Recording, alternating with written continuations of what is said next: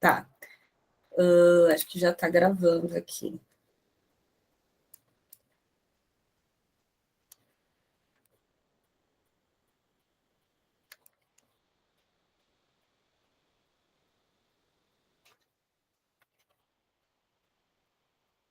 Tá, como eu vou voltar no tópico aqui para ficar na gravação, né, sobre os principais tópicos que a gente vai ver, interpretação e compreensão textual, né,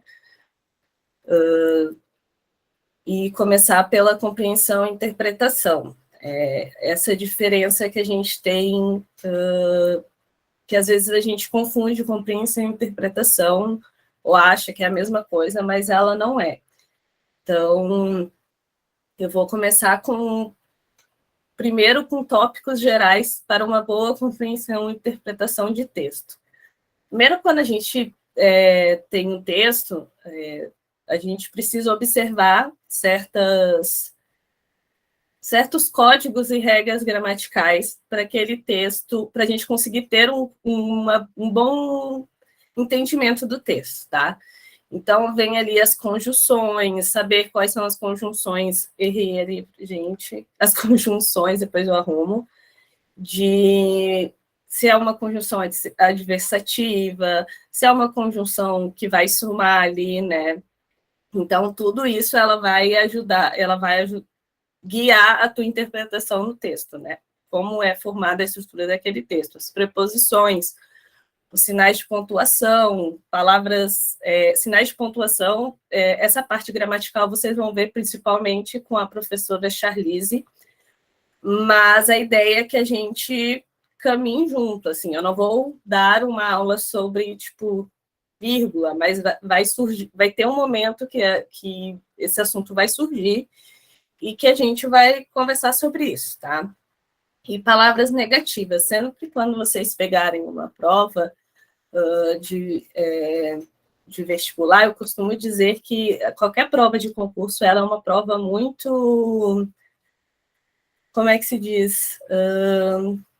Ela é uma prova de resistência assim mesmo, sabe? Meio Big Brother, assim. Porque tu vai ter um monte de coisa para fazer, tem muitos assuntos, sabe? E tá preocupado com o tempo, tu precisa do tempo, até para a questão da redação ali. Então, tipo, existem estruturas dentro de uma prova que elas são muito mais ligadas à questão da atenção que tu tem que ter. Então, por exemplo, quando tu vê uma questão que fala nunca, essas palavras negativas, coisas muito extremas, preste atenção, porque geralmente é algo para alguma pegadinha, sabe? Então, as coisas elas não são tão extremas assim. Então, prestar atenção nessas palavras negativas dentro da compreensão e interpretação do texto, tá? Vocês estão vendo tudo direitinho, gente? Está tudo certo?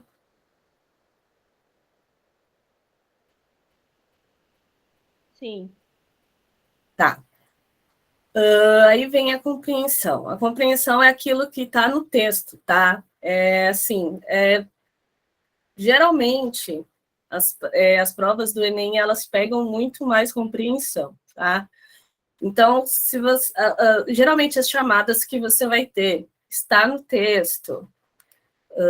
O autor narrador do texto quis dizer que, o texto informa que, no texto, tudo que te faça voltar para o texto é uma questão mais de compreensão, e tu vai achar ali dentro do texto mesmo, tá? Quando eu tenho a questão de interpretação, ela já é um pouco diferente. Ela vai abranger a questão da compreensão, óbvio, tu vai precisar ler o texto, estar no texto, mas ela vai entrar também para além do texto, sabe? Então, algumas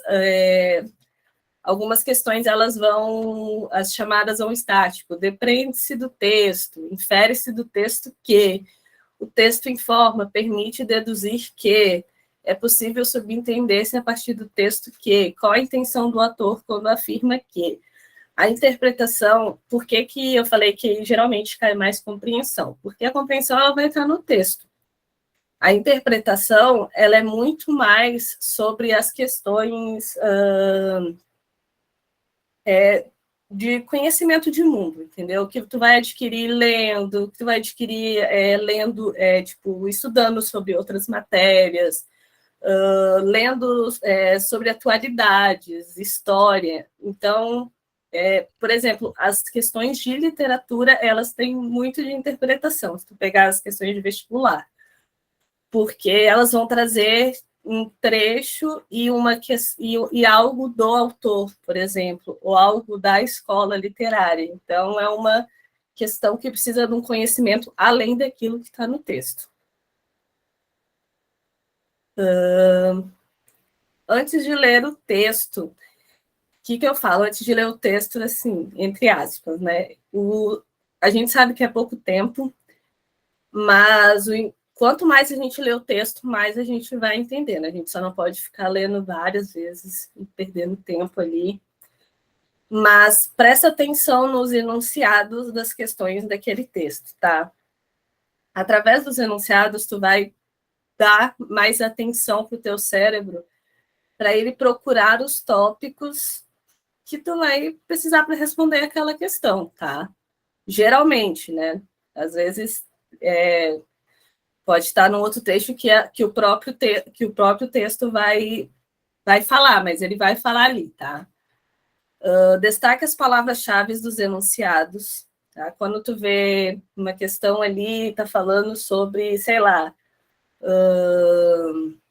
agora a gente vai ver no final uma questão sobre isso, sobre uma palavra que vai mudar o contexto, entendeu? É bom tu destacar essas palavras para saber, né, como tu vai entender aquele texto. E destaque os tópicos frasais de cada parágrafo, vai tirando o assunto-chave daquele parágrafo, tá? É como se fossem as palavras-chave ali do parágrafo, o assunto principal, tá? E não extrapolar, que é tipo, gente, não, desculpa, viaja na maionese, assim, sabe? Ir muito além, igual eu falei, há questões de interpretação, mas geralmente elas são mais de compreensão, tá? Pois, coisas para saber sobre a questão do conteúdo do texto, quando tu perguntas para tu fazer, sabe? Quando tu pegar o texto. O que o texto fala no geral e qual a ideia central do texto, tá? Qual a ideia que eu preciso entender e até por essa questão. Por isso que eu coloquei aqui, começar pelos enunciados, que muitas vezes os enunciados pode estar ali o tema, a ideia central do texto, tá?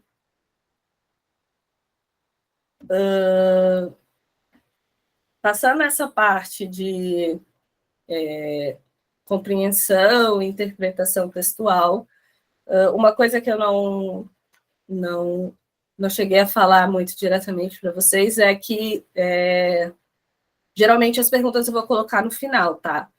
Se eu ver que não está rolando muito, e se vocês acharem que não está rolando também para vocês, a gente pode mudar a ordem, sem problemas. Agora a gente vai falar sobre linguagem e língua, tá? O que vocês entendem, assim, por linguagem e língua? Vou até interromper aqui.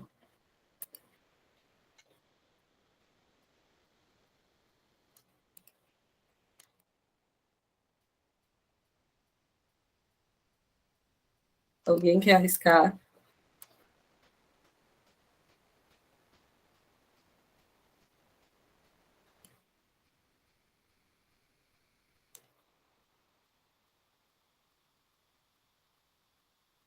Então, tá dentro.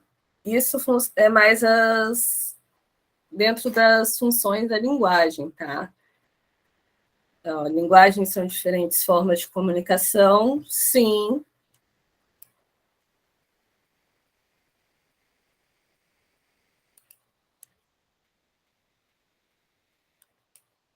Então, quando eu falo dessa diferença entre língua e linguagem, eu estou falando sobre um sentido mais amplo e sobre uma forma de expressão da linguagem, né? Que é a língua. Então, eu venho aqui, vamos começar pela linguagem.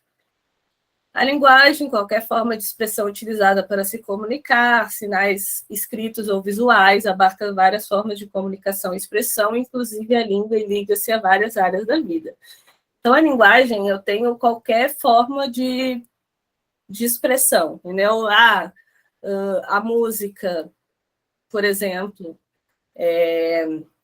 o cinema, o teatro, a língua,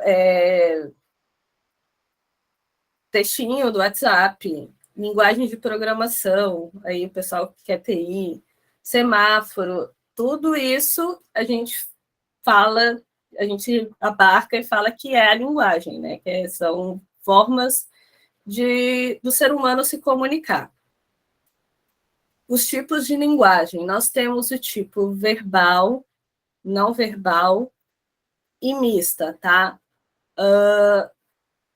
Eu não coloquei também aqui o digital. O verbal, ele expressa através de palavras escritas ou faladas, né? A língua portuguesa, por exemplo, a língua francesa é um tipo de linguagem verbal.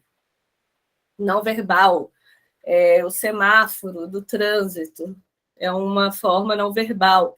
Uma careta que eu faço, eu chego e vou conversar com alguém e faço uma cara feia, isso é um tipo de linguagem não verbal. A híbrida ou mista, que é expressa através dessa mistura de verbal e não verbal.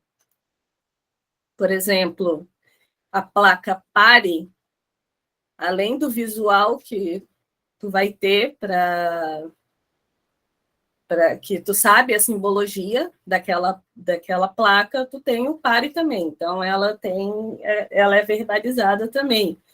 A publicidade usa muito, né? Essa linguagem híbrida ou mista. E a digital, que ela veio, né, de uns tempos para cá, que é a linguagem que engloba a leitura, escrita e interpretação de termos relacionados às plataformas digitais. Ou seja, WhatsApp, blog, um e-mail marketing. Vocês sabem o que é o e-mail marketing? Aquele e-mail que tu manda automático para várias pessoas, sabe? Aquilo já é diferente da linguagem, aquela é uma linguagem digital que tem dentro dessa linguagem digital, tu tem formas diferentes, né? A linguagem de programação, deixa eu só ver aqui que eu acho que...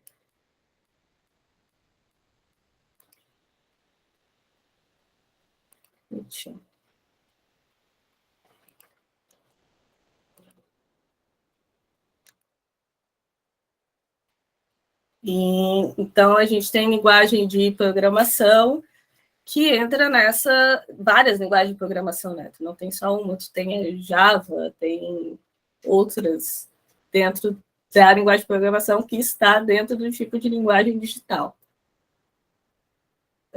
A língua, ela é o código, né? Ela é um tipo de linguagem, um conjunto de elementos organizado por regras gramaticais, acordo social de linguagem feito por uma determinada sociedade. Então, eu tinha ali um pessoal que se reuniu por conta de um propósito, ou não só propósito, às vezes pelo local ali, e eles criaram regras e acordaram para que aquilo fosse entendido por todas as pessoas que estavam ali, né? Por isso essa questão do código, né? Igual quando a gente fala no direito, o Código Penal são, né, aquele conjunto de regras que eles precisa ser válido para toda aquela sociedade que determinou aquele código. Então a língua funciona assim.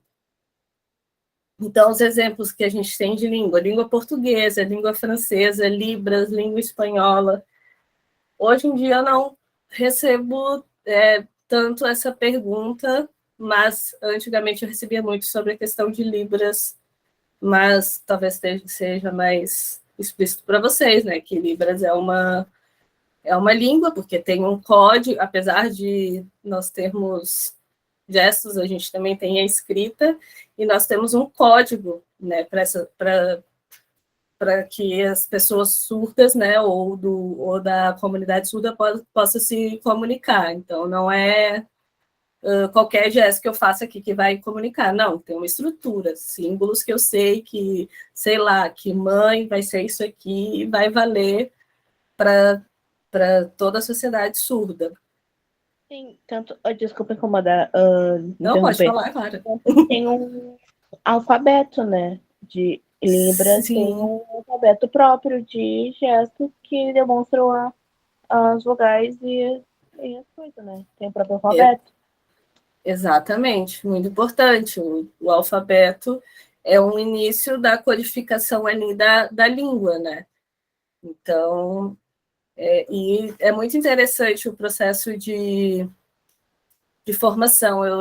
Eu quero estudar ainda muito a fundo a questão das Libras, inclusive é um curso que eu quero fazer mais para frente, na universidade mesmo, mas a Libras é a brasileira. Se tu for, tipo, para a França, é outra, entendeu? Então, os símbolos mudam, mas, ao mesmo tempo, ele bebe muito da estrutura, das estruturas linguísticas das outras línguas. Assim como a gente tem, por exemplo, o latim deu origem à língua portuguesa, à língua francesa, à língua espanhola, à língua romana, à língua italiana. E aí, tipo, apesar de ser diferente, tem certas estruturas que elas se parecem, sabe? Que elas mais ou menos caminham juntas, que é diferente, por exemplo, das línguas anglo-saxônicas, que é o inglês, sabe?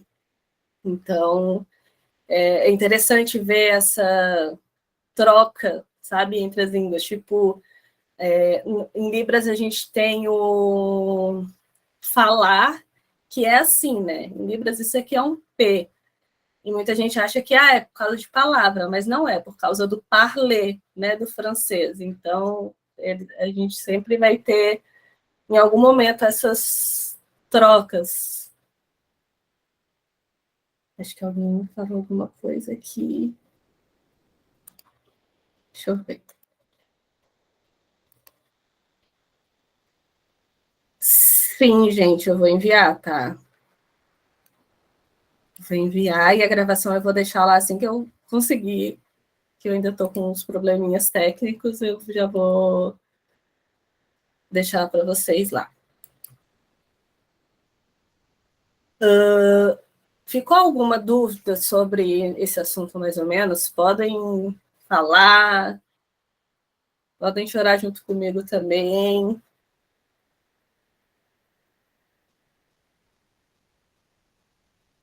Deixa eu olhar aqui.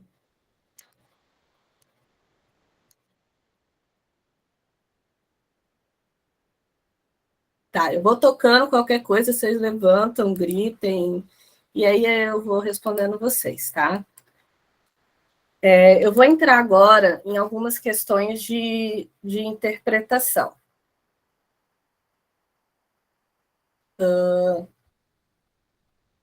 A gente vai tocando mais ou menos juntos. Qualquer coisa vocês vão me perguntando. Deixa eu baixar isso aqui.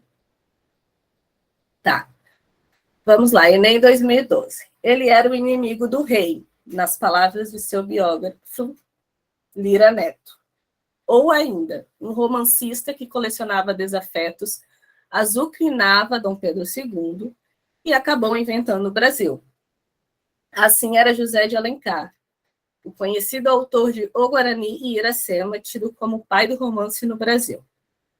Além de criar clássicos da literatura brasileira com temas nativistas, indianistas e históricos, ele foi também folhetinista, diretor de jornal, autor de peças de teatro, advogado, deputado federal e até ministro da Justiça. Para ajudar na descoberta das múltiplas facetas desse personagem do século XIX, parte do seu acervo inédito será digitalizado. História Viva, número 99, 2011. Com base no texto, começa aí, gente. Com base no texto, eu já entro numa compreensão, né? A gente sabe que está aqui no texto, tá? Que trata do papel do escritor José de Alencar e da futura digitalização de sua obra, depreende-se que... nessa questão, além do base no texto, a gente tem um depreende-se aqui também, tá? Então, vai sair um pouquinho de compreensão. Letra A. A digitalização dos textos é importante para que os leitores possam compreender seus romances. O conhecido autor de O Guarani e Iracema foi importante porque deixou uma vasta obra literária com temática temporal. A divulgação das obras de José de Alencar por meio da digitalização demonstra sua importância para a história do Brasil imperial. A digitalização dos textos de José de Alencar terá importante papel na preservação da memória linguística e da identidade nacional. O grande romancista José de Alencar é importante porque se destacou por sua temática indianista. Então, se a gente voltar aqui, tá, falando sobre a futura questão da digitalização,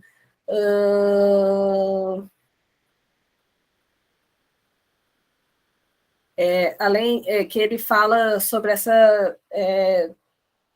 o papel do escritor e tal. Tá, a gente volta aqui no texto de além, ele fala sobre a importância, né? Tipo, primeiro ele conta uma breve história, inimigo do rei, romancista que colecionava desafetos, azucrinava Dom Pedro II e inventou o Brasil. Então, esse acabou inventando o Brasil, tu já consegue puxar para uma questão, poxa, uma pessoa que, quando o cara fala que o cara inventou o Brasil, ele está dando uma importância sobre a questão, né, da história. Ele está falando sobre a história, né? Inclusive, inventando o Brasil é uma figura de linguagem para dar uma super importância a isso, né? Não é que ele inventou mesmo, assim, né? Assim era José de Alencar. Tá, aí ele vem dizendo sobre a descoberta para ajudar na descoberta das múltiplas facetas desse personagem do século XIX, aqui a gente tem a preposição, parte do seu acervo inédito será digitalizada. Essa questão, ela traz um pouco ela traz essa questão da interpretação, porque eu preciso ir um pouco além do texto e pensar sobre essa questão da importância que ele tem para o Brasil, né, como escritor. Então, então tu vai beber de fontes, de outras fontes além desse texto, né? Eu preciso entender como é que um texto crítico funciona, uma crítica funciona, uma crítica jornalística sobre literatura, e preciso entender também a importância da digitalização de qualquer obra, de qualquer documento, entendeu? É um documento, ele vai virar um documento que ele vai ser digitalizado.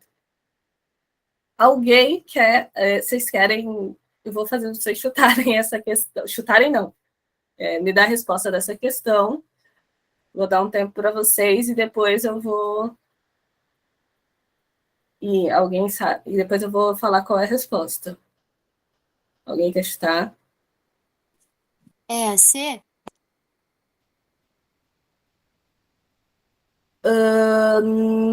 Não. Por que que não é assim? Tipo, ele realmente podia ser, se fosse por uma questão só do Brasil, porque o que pega nessa letra C?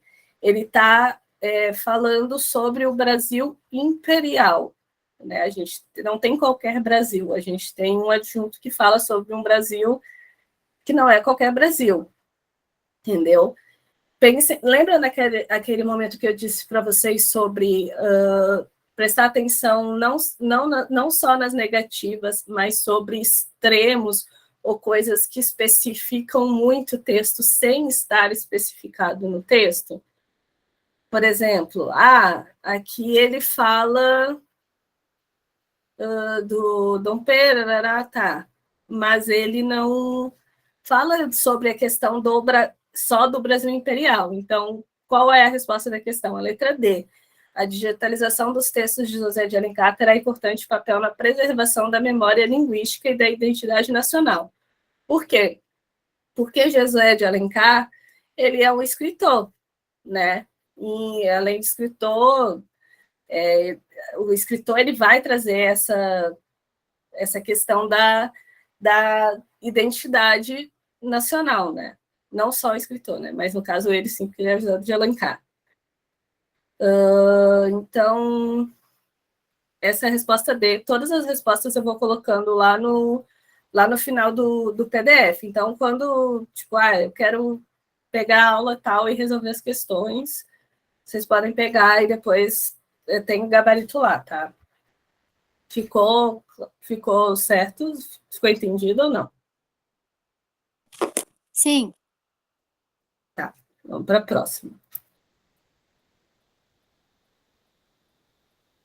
Tá dando uma travada esse computador. Tá muito ruim, tô precisando de um... Como é que se fala para formatar o computador? Uma pessoa que formate. Vamos para essa questão da ETEC. Em um mundo marcado por conflitos em diferentes regiões, as operações de manutenção da paz das Nações Unidas são a expressão mais visível do compromisso solidário da comunidade internacional com a promoção da paz e da segurança. Embora não estejam expressamente mencionadas na Carta da ONU, elas funcionam como instrumento para assegurar a presença dessa organização em áreas conflagradas, de modo a incentivar as partes em conflito a superar suas disputas por meio pacífico, razão pelo qual não devem ser vistas como forma de intervenção armada.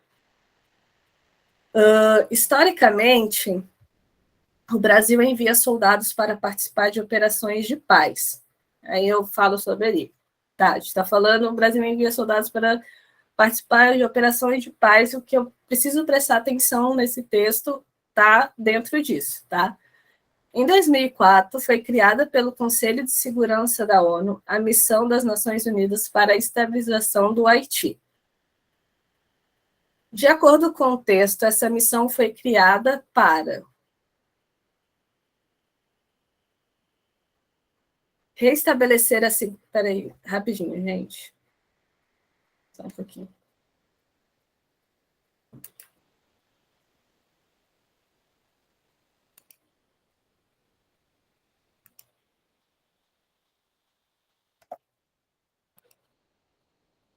Vocês estão me ouvindo?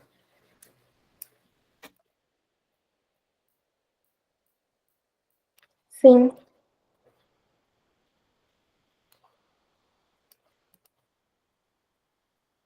Tá.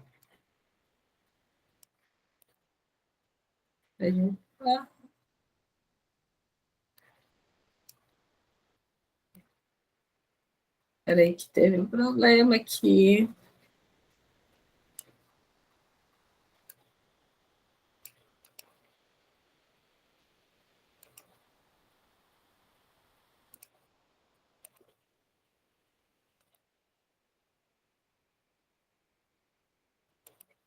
Tá, vou começar aqui.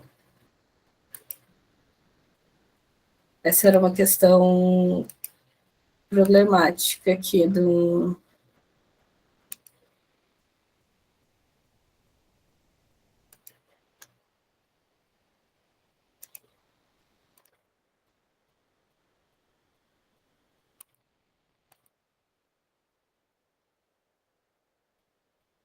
Pronto. Deixa eu colocar aqui para compartilhar, porque não era para ela vir agora.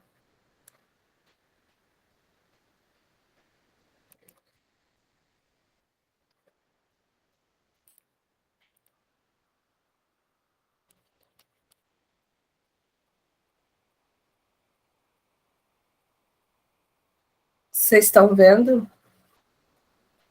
Sim. Tá. Eu vou tirar aquela ali, porque ela tem uma coisinha ali, depois eu faço para vocês no PDF certinho. No Brasil, a origem do funk e do hip hop remonta aos anos 70, quando da proliferação dos chamados bailes black nas periferias dos grandes centros urbanos. Embalados pela black music americana, milhares de jovens encontravam nos bailes de final de semana uma alternativa de lazer antes inexistente. Em cidades como Rio de Janeiro ou São Paulo, formavam-se equipes de som que promoviam bailes onde foi se disseminando um estilo que buscava a valorização da cultura negra, tanto na música como nas roupas e nos penteados. No Rio de Janeiro, ficou conhecido como Black Hill.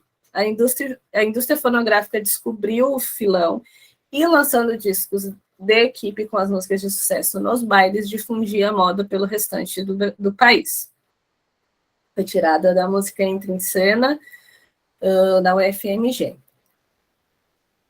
A questão. A presença da cultura hip hop no Brasil caracteriza-se como uma forma de... Aqui, a gente vai entrar numa questão também de interpretação, no sentido de ter um conhecimento de mundo, né, além das coisas que estão no texto. Então, quando eu venho aqui, tá, no Brasil, a origem do funk e do hip hop remonta aos anos 70, quando da proliferação de chamados bailes blacks, tá, eles estão dando o contexto. Embalados pela black music americana, milhares de jovens encontravam nos bailes uma alternativa de lazer antes inexistente. Formavam equipes de som, aí começa a explicar como é que era esse baile, tá? Ele quer saber, nesse caso aqui, ele quer saber, ele está dando a ideia central que o texto ele quer trazer, sabe? Tipo, tá, o texto ele vai trazer que o início da origem do funk, como é que funcionou, como o hip hop e o funk bebeu da black music e tal. Só que ele tem aqui um tema centralizado do que a pergunta está pedindo, tá? Do que o texto quer falar mesmo. Então, então, quando ele diz aqui, no Rio de Janeiro ficou conhecido como Black Hill, a indústria... aqui, onde formaram-se equipes de sons que promoviam bailes, onde foi se disseminando um estilo que buscava valorização da cultura negra, tá? Tanto na música como nas roupas e nos penteados. O que a gente tem muito na questão de interpretação? Por que é bom a gente estar sempre lendo sobre atualidades, além dos textos formais que a gente tem?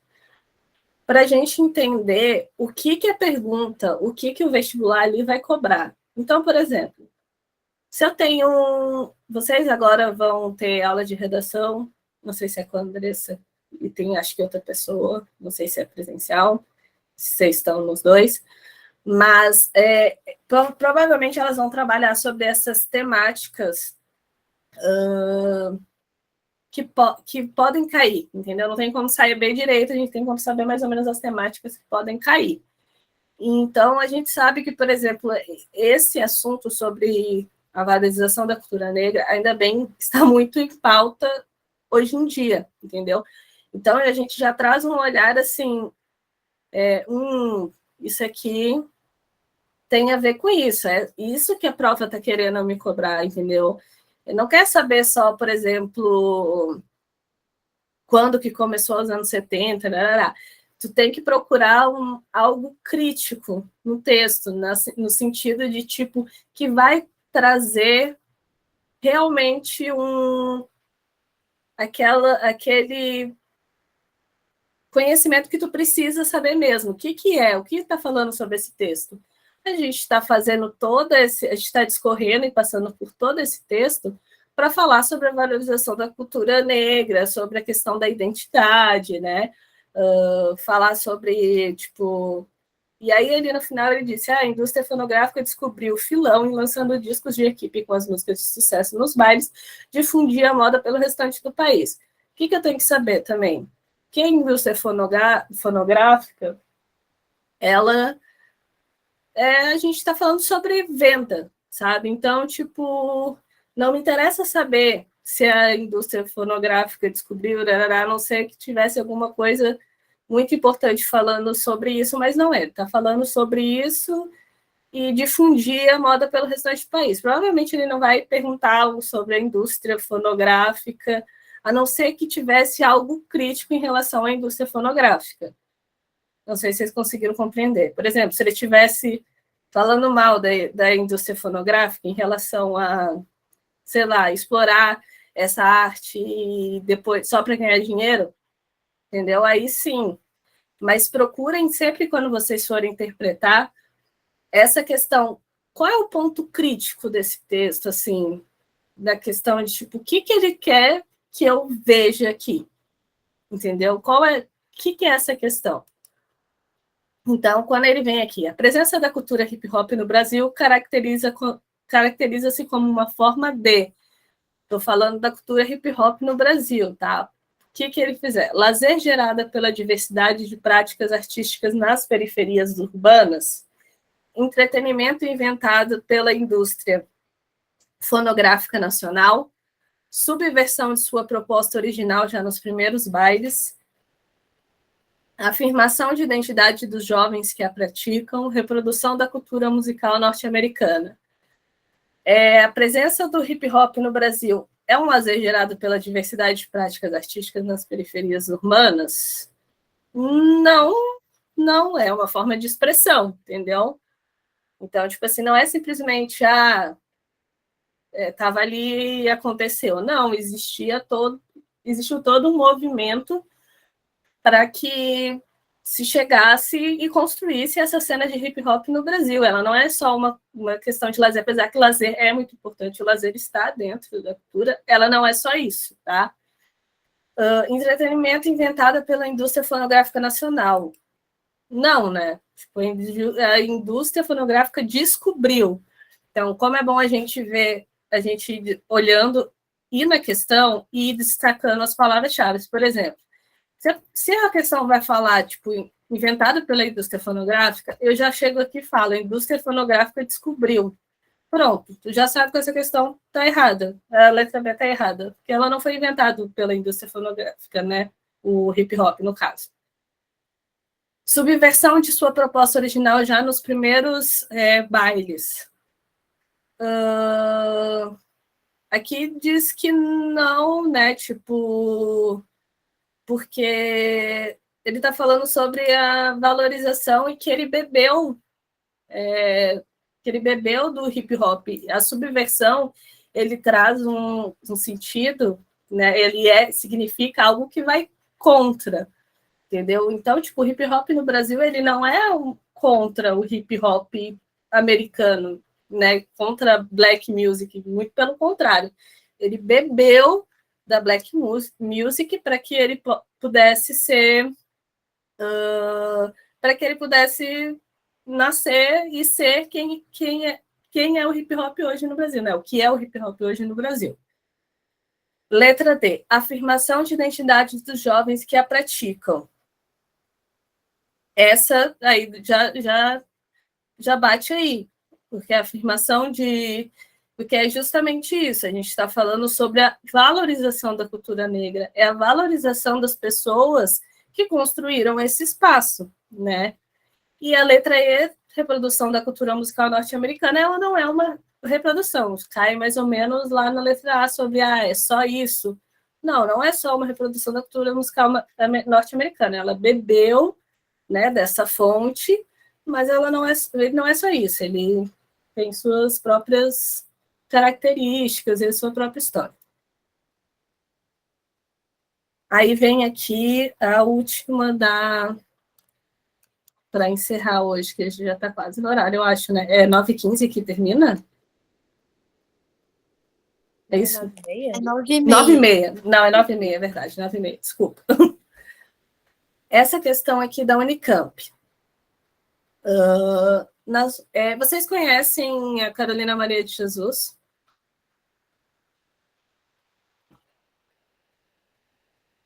Não. Carolina Maria de Jesus é uma escritora, tá? E ela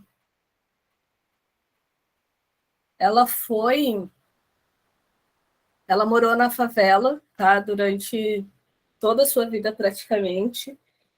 E ela, enquanto ela morou lá, nesse ambiente, ela escrevia diários, tá? Ela era uma pessoa semi-analfabeta, mas ela escrevia diários sobre o dia a dia igual ela mesma fala, né? O diário de uma favelada, né? O quarto de despejo. E aí, alguns anos depois, ela era catadora de lixo e ela, acho que tinha uma jornalista que foi fazer uma reportagem lá na favela que ela morava. Acho que era Canindé, se eu não me engano. Não estou certa disso. Mas ele foi fazer uma reportagem, ele acabou descobrindo a Carolina Maria de Jesus e descobrindo esse diário dela, sabe, com coisas assim muito ricas. Então ele acabou trazendo ela para mostrando ela, né, para o mundo. E ela virou escritora, né? Virou não, já era escritora, foi reconhecida então pelo mundo como escritora. Então, eu não sei se vocês vão estar provavelmente vocês vão estudar em literatura, porque é um livro que tem caído assim bastante.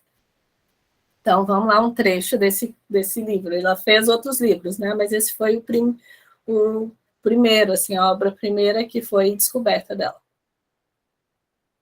Nas ruas e casas comerciais já se vê as faixas indicando os nomes dos futuros deputados.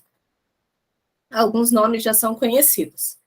São reincidentes que já foram preteridos nas urnas.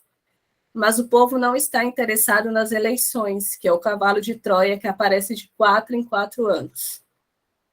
O trecho anterior faz parte das considerações políticas que aparecem repetidamente em Quarto de Despejo de Carolina Maria de Jesus.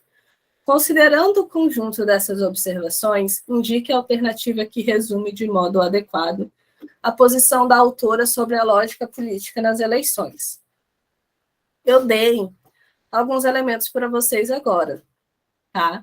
Mas é uma questão que tu poderia tirar dentro do próprio texto.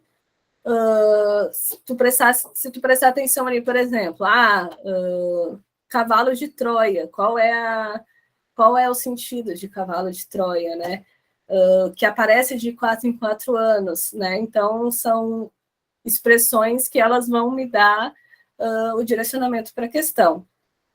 Então, aqui, quando ele diz, indica a alternativa que resume de modo adequado a posição da autora sobre a lógica política das eleições. Por meio das eleições, políticos de determinados partidos acabam se perpetuando no exercício do poder. Assim, se tu olhar, não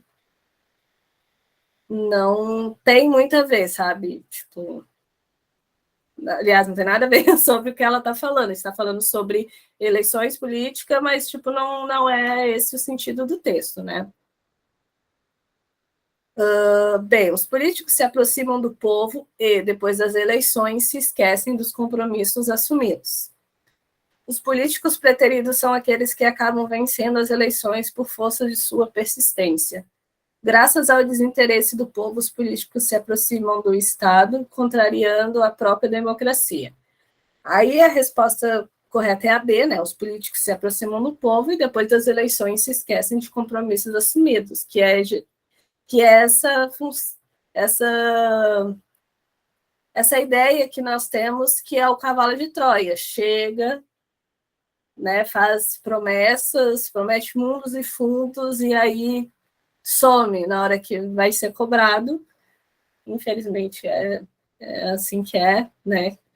Mas eu tenho esperança de as coisas mudarem, aos pouquinhos a gente reclama, a gente vai mudando, mas esse é o cavalo de Troia, né? E aparece de 4 em 4 anos, ou seja, a expressão de 4 em 4 anos falam sobre essa questão de se esquecem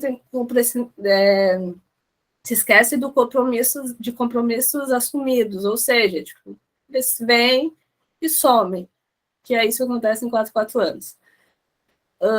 Aí, para justificar os políticos preteridos são aqueles que acabam vencendo as eleições por força de sua persistência? Não. Ela não falou nada disso. Graças ao desinteresse do povo, os políticos se apropriam do Estado, contrariando a própria democracia. Isso também não foi o que ela quis dizer aqui. Vendo. Ver se tem mais uma.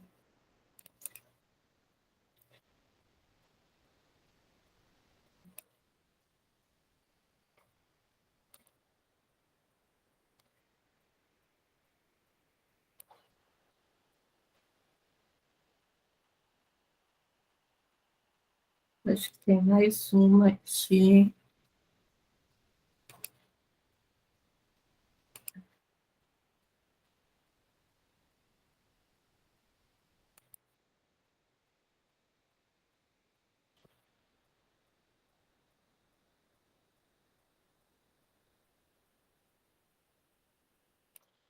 Tá, eu vou passar mais uma questão aqui para vocês.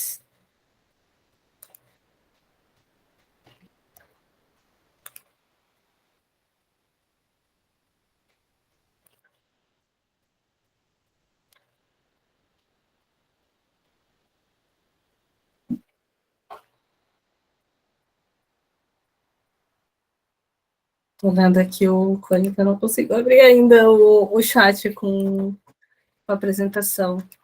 Mas aos poucos a gente vai indo, gente. Prometo melhorar no meu letramento digital.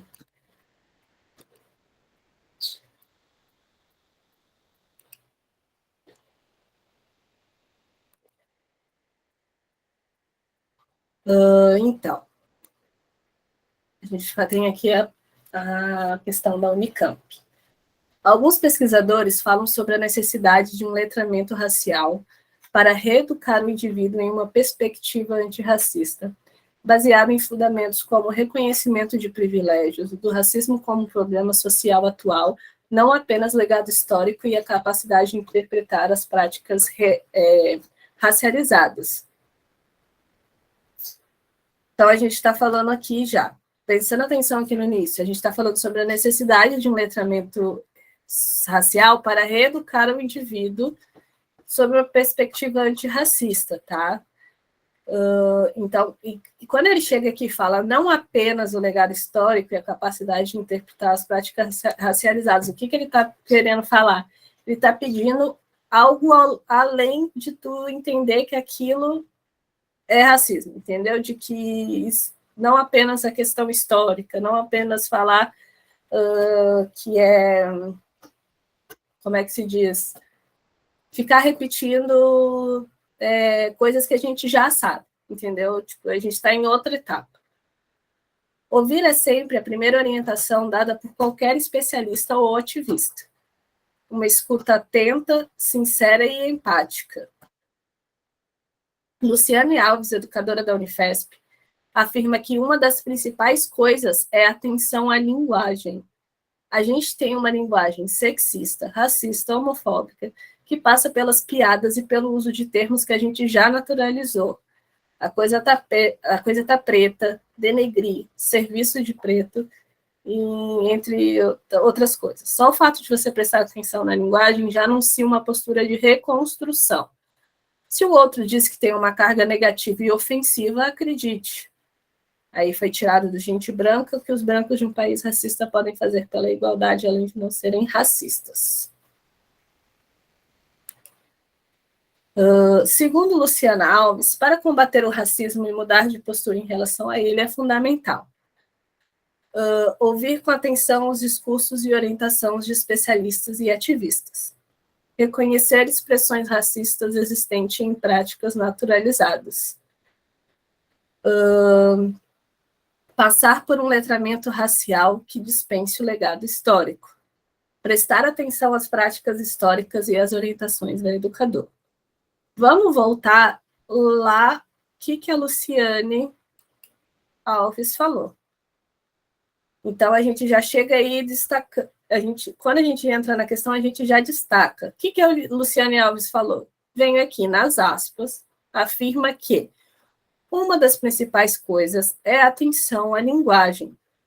A gente tem uma linguagem sexista, racista, homofóbica, que passa pelas piadas e pelo uso de termos que a gente já naturalizou. Então, só o fato de você prestar atenção na linguagem já anuncia uma postura de reconstrução.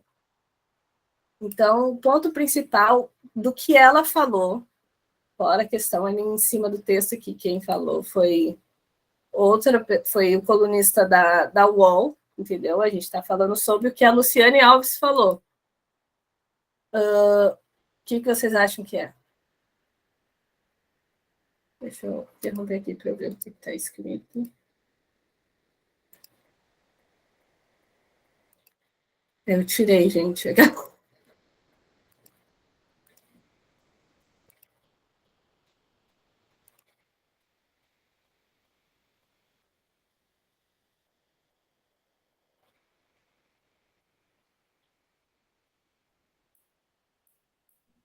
AB. Isso, gente, é a B mesmo. Reconhecer expressões racistas existentes em práticas naturalizadas. Essa questão é sobre compreensão e está no texto mesmo. Ele não precisou, falar, segundo o texto, né?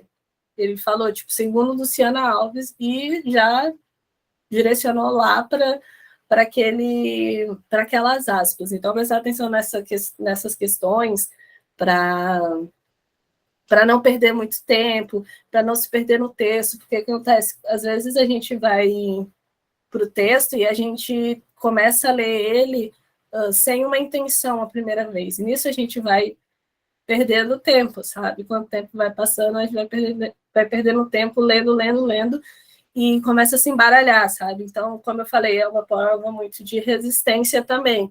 Então, a pessoa está cansada ou começa a se desesperar, porque está cansando, porque acho que português é o início da prova, né? Geralmente é. Então, a gente prestar atenção nesses tópicos. Então, quando eu falo, vai lá na questão, dá uma olhada para tu ter mais ou menos uma noção do que pode ser cobrado, e aí, quando tu for ler o texto, tu já tem uma intenção, entendeu? Sobre vai ser a pegadinha, entendeu? Do negócio. Vai ser mais esperto que o cara lá da prova que está querendo que tu embaralhe tudo dentro da tua cabeça. Bem, eu vou encerrar hoje às 9h20.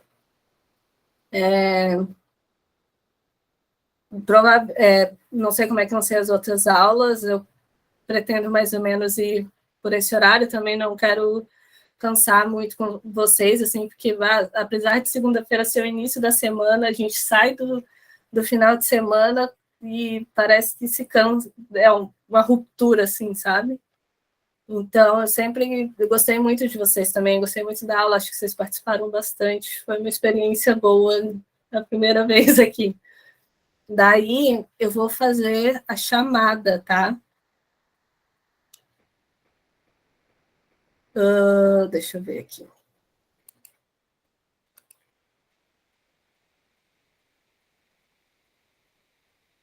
Eu vou falando os nomes. Ai, cadê?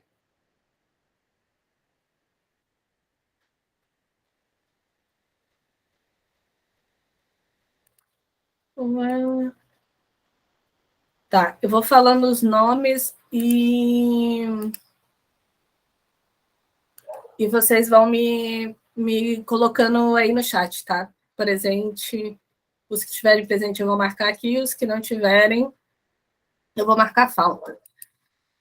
Abraão Jesus de Oliveira, Ana Gabriele Alves Pinto, Ana Luísa Nogueira Vieira, Anne Nunes Leal Ribeiro, Bruno Matias, Kaique Tavares, Cosma Ramos, Eduarda Borba, Érica Helena, Francine dos Santos, Gabriel Prestes, Júlia Lemos, Graziele Machado, Ingrid Santana, Isabela Otti, Isadora Rodrigues, Isis Nunes da Costa, Janina Vitória.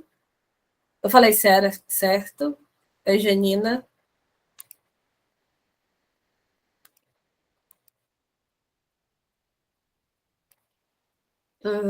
José Rafael, Júlia Voto, Cassiele Machado, Cauane Cardoso, Lauren Vieira, Luan Porto, Lucas de Carvalho, Manuela Correia, Marina da Rosa, Maríndia Pereira, Maurício Prestes, Milena Oliveira, Nicole Gomes, Rafaela Centeno, Rafaela Pereira, Roberta Ralva, Simara Trevisan e Tawane.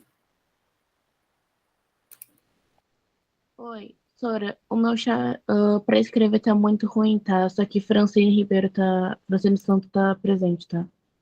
Tá. Só que eu não consegui botar ele no coisa.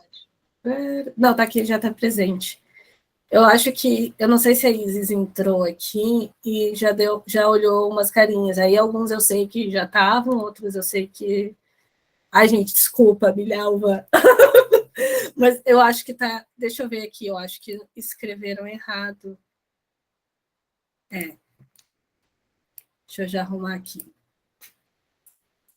E Renan Xavier, deixa eu ver. O Renan Xavier não está aqui, deixa eu colocar. Vou abrir uma aba.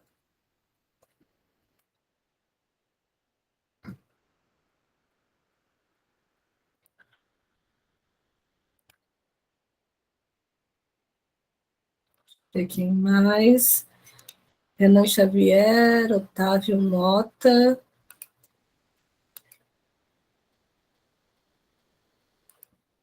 Professora, Oi, eu não ouvi a senhora me chamando.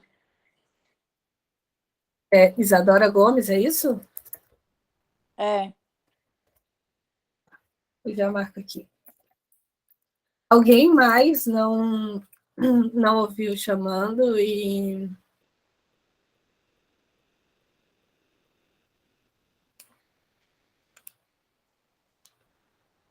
Não?